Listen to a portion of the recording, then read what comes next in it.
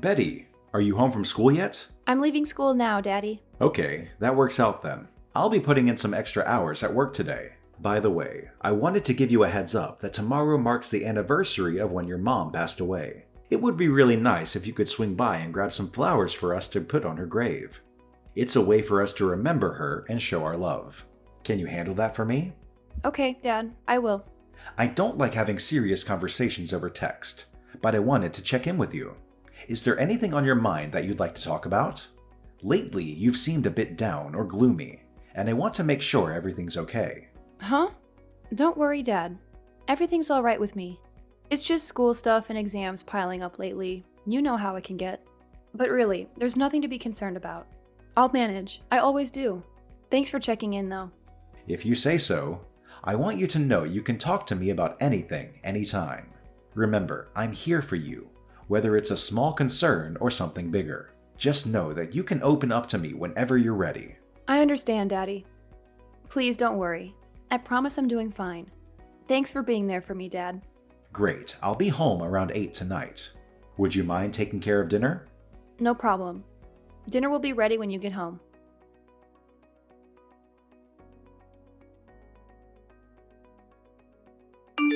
Hey, Betty, where are you? Why aren't you back home yet? I've been really concerned about you. I just want to make sure you're safe and sound. Can you please let me know what's going on? Please reach out as soon as you can. Sorry, I'm coming home now. Do you know what time it is?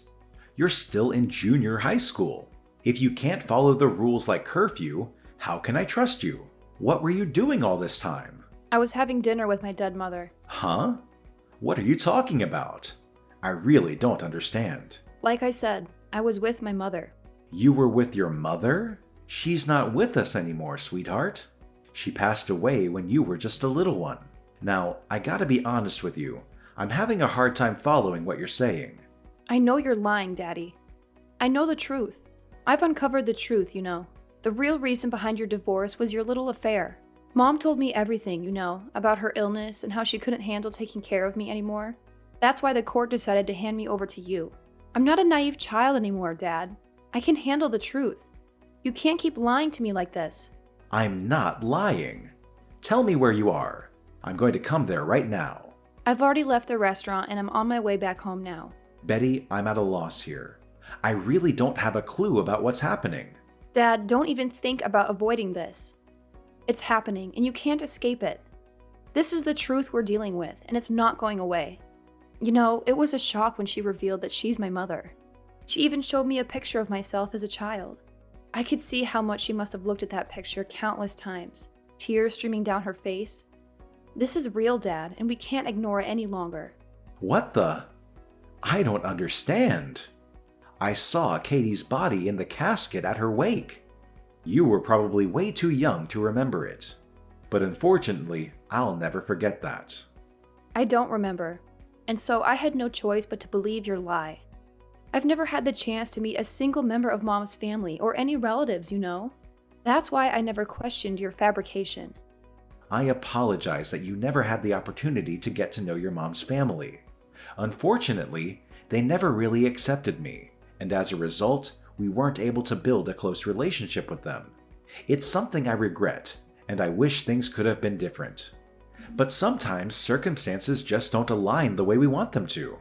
But Mom picked you over her own family, didn't she? And yet you still had the audacity to betray her?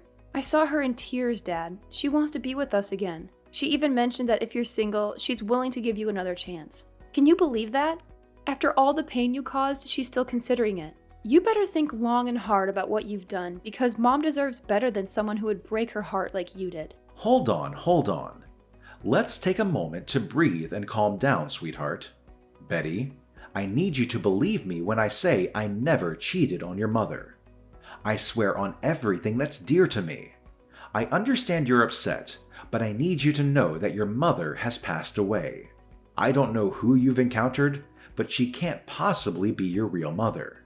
I know this is a lot to process, but I'm here for you, and I'll do my best to help you understand the truth. But Daddy, I've actually met her 3 times already. It didn't feel strange or anything. She knows things about me, things about you that only someone close would know. I can't just ignore these encounters, Dad. It's more than just a coincidence.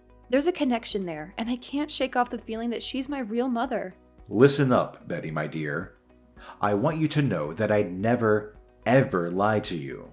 You're my whole world, and the idea of making you sad crushes me. Can't you see how much I care about you? Trust me when I say I'd never knowingly deceive you. You're my treasure, and I'll always be straight with you. No hidden agendas.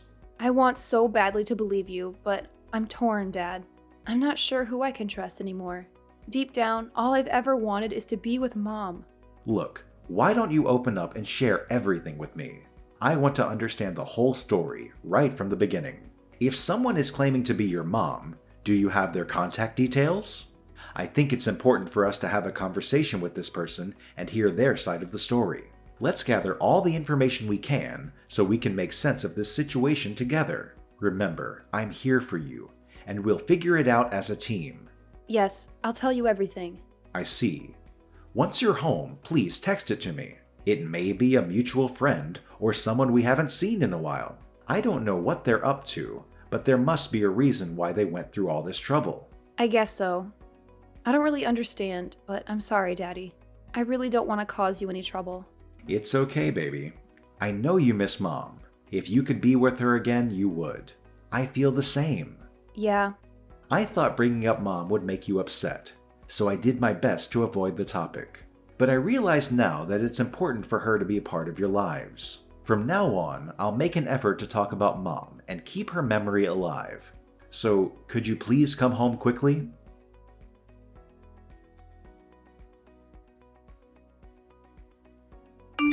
I'm not sure what your intentions are, but I must say, it's absolutely outrageous that you would try to forge a connection with Betty by claiming to be her deceased mother. How could you stoop so low? Oh well, the jig is up, John. How have you been all this time? You can't even imagine how much I've missed you. Let's cut the pleasantries, Isabel. What do you mean by saying the jig is up? Is this some sort of game to you? If you have something to say, just say it straight. I won't entertain these mind games any longer. It's time for honesty and clarity. Well, that's not exactly the warmest welcome for your sister-in-law. Just when Betty and I were building a bond, you had to discover the truth. Now, I need to come up with a new plan. Well, I'm not too worried though. I'm sure I'll figure out something soon. Plan? What exactly are you aiming for? What is it that you want from Betty and our family? I won't stand idly by while you play games or manipulate the situation. Well, I suppose I can share the truth with you. Besides, Betty would have eventually found out, especially with the upcoming marriage. I just wanted Betty to approve, so I pretended to be her mother, just a little. Marriage? Approved? What do you mean? Whose marriage? Our marriage. You and I should get married. It must be difficult raising a girl all on your own, especially around Betty's age. If you marry me, I'll be able to help Betty during this difficult stage in her life. Excuse me, but I really don't understand what you're saying. Me? Marrying you? Hang on a sec. Aren't you already married? Oh, no need to worry about me and my current husband. I'll handle the divorce part. If things progress between us, I'll take the necessary steps to end my current marriage. Then we can be together, right? Huh? Anyhow, do you remember when you and Katie told my parents you're going to get married? And my parents were against it? Yeah, what about it? Well, I don't know if I should tell you this or not, but they were against you two getting married because I told them what a terrible person you were. I thought Katie would break up with you because our parents didn't approve. Gosh! But you two were so stubborn that you didn't take the hint. What? Why on earth would you do something like that? I never did anything to deserve such treatment from you. And because of your interference, Katie and I had to resort to eloping. Do you realize the strain and stress it put on our relationship? Because I liked you, John. I've always liked you. But you weren't my little sister, and you fell for Katie and not me. And to forget you, I had to marry a man who was filthy rich. I had to settle. I told Katie I wanted you, but Katie wouldn't give you to me. It's all her fault. I mean, she took you from me. And because of that, my life has been a nightmare. Though my husband has a great salary, he's ugly, dense, and he smells. And our son? He takes after his father. What an awful family. I was afraid I'd be surrounded by those fugly people until the day I died. I really believed this. You don't even know how scary that thought is for me. And around that time, I happened to see you and Betty walking around town together. So what? What do my daughter and I have anything to do with you? I knew it was fate. Even though you're older, you aged well, John. You still look great. Betty definitely has our genes. She's a beautiful young woman. My dream family would be you as my husband and Betty as my daughter. Don't you agree? People often commented that Katie and I look so alike. We could be twins. Have you lost your mind? No, John, I'm completely sane. Hear me out. I know what I did to you and my sister was incredibly wrong, and I deeply apologize for that. It's been eating away at me, haunting my thoughts every single day.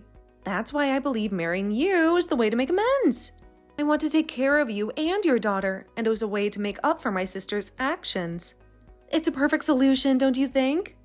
This could be a wonderful opportunity for both of us, John. I don't think so at all. My wife is and will forever be only Katie. I don't understand what you're saying, Isabel. I'm shocked and furious you tried to pretend to be Betty's mother. It's just wrong. Don't ever bother us again.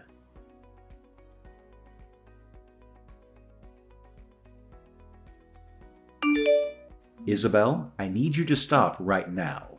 It's not okay what you did. Waiting for Betty outside her school and then trying to force her into a car is absolutely unacceptable. Leave Betty alone and stay away from her. I won't tolerate this kind of behavior any longer. You and Betty were ignoring my texts. It's all your fault. Besides, Betty and I spent time together in the past, so why can't I take her out for a drive?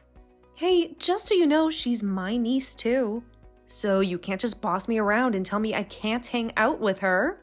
She only believed you were her mother because you deceived her. Just so you know, I've already talked to the police and filed a report about it. Don't even think about getting near my daughter ever again. Don't forget that it's all on you why Betty can't see her grandparents all this time. You should feel remorse for that. What? You went to the police? Just because I wanted to spend some time with Betty? Hey, that's not fair. That's not all that you've done. You continuously text us and call us. You stalk our house and Betty's school. Just the other day, our surveillance camera caught you trying to break into our house. You're on the verge of committing a crime.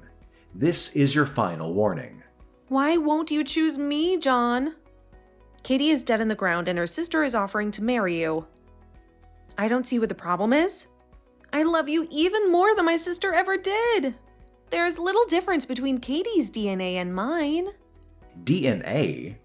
What are you talking about? I don't care about DNA. I married Katie because of her kind personality and the way she smiled when she looked at me. Maybe you and Katie look alike, but you two have nothing in common. You used Katie's name to try to get close to Betty. Manipulating my daughter's emotions is not a quality I find attractive. Not only that, you talk about your family and want to abandon them? I don't want someone like that in my family. There's something seriously wrong with you. I have absolutely no intention whatsoever of even being in the same room as you, let alone marrying you. I see. You're pretty stupid, huh? Someone like me is offering to marry you and you refuse? Do you have any idea how much money my husband makes? Over double? Maybe even quadruple what you make. If I divorced him, can you imagine how much money I'd get? Betty would be set for life. Would you want to throw away this wonderful opportunity? I don't know why I expected a low-level factory worker to make smart decisions. I guess that's why you chose Katie. All she had was a good personality. That's right. There's no way I would fall for a woman who judges men only for their wealth and looks. You need to realize that you're the one who ruined my life as well. It's because of you that I was forced to marry someone I didn't love. You must take responsibility for that. You owe me my entire life. I owe you nothing. You made your own choice to marry that guy, and I never forced you into anything. So let go of the idea that we'll ever be together, because it's never gonna happen. I see. I guess you're just as stubborn as ever, huh? But it's a good thing I didn't divorce my husband. He's a good plan B. Though I hate to think I'll live the rest of my life with those fugly people, I have to admit I enjoy my life of comfort. And I can look down on you from the lap of luxury, so you can rue the day you refuse my generous offer. I guess I'll watch you and Betty live a mediocre life and laugh. I wonder who'll be leading the mediocre life. What? It'll be you and Betty, of course. I contacted your husband. I knew which company he worked for. I sent him screenshots of the text you sent Betty and me. Excuse me? You did what? But it seems he's been thinking of divorcing you as well. He isn't happy that you never do any housework, and you often lash out at your son. Your attitude is an issue as well. He thanked me. He was worried about getting custody of your son, but thanks to the text, he's sure the judge will side with him. You're lying, right? My husband is head over heels in love with me. He does whatever I ask him to do. Plus, he doesn't have the courage to leave me. Everyone has their limit. He wanted to talk to you about this many times, but you always ignored him. If I married you, Betty would be set for life? What an arrogant thing for someone like you to say. You're ripping off someone else and trying to come off like the hero who's going to save my poor daughter? Stop. You know, I was just joking about that. Text my husband. I was just fooling around in the text you sent him. Tell him I didn't mean any of that. I don't think that'll change anything. Then marry me. I wanted to divorce my husband because I happened to see you and Betty. It's your fault, so take responsibility. Isabel, you and I, we aren't family, friends, or anything. You are the one who started this crazy scheme, hurting your family, Betty, and me. You're the one that needs to take responsibility. What? What will happen to me? John, what do you think I should do? I really don't care at all. Oh, and there's one more thing. You said all Katie had was a good personality, but you, Isabel, there's nothing good about you. You're empty, inside and out.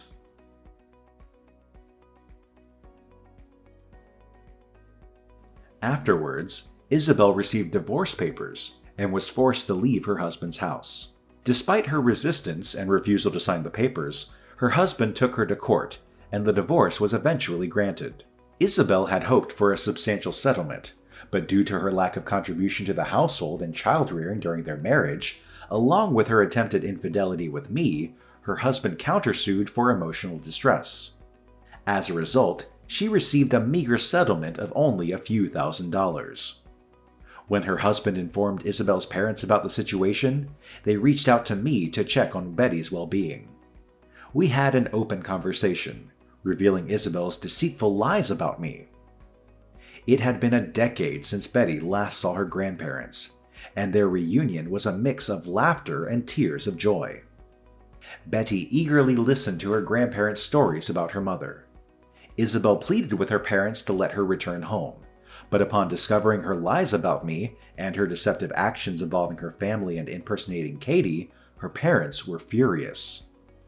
They made it clear that she was no longer welcome in their home and wanted no further involvement with her.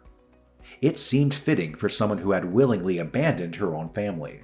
As for me, I frequently discussed Katie with Betty, leading to meaningful conversations between the two of us. I prioritize Betty's happiness above all else and will protect her at any cost.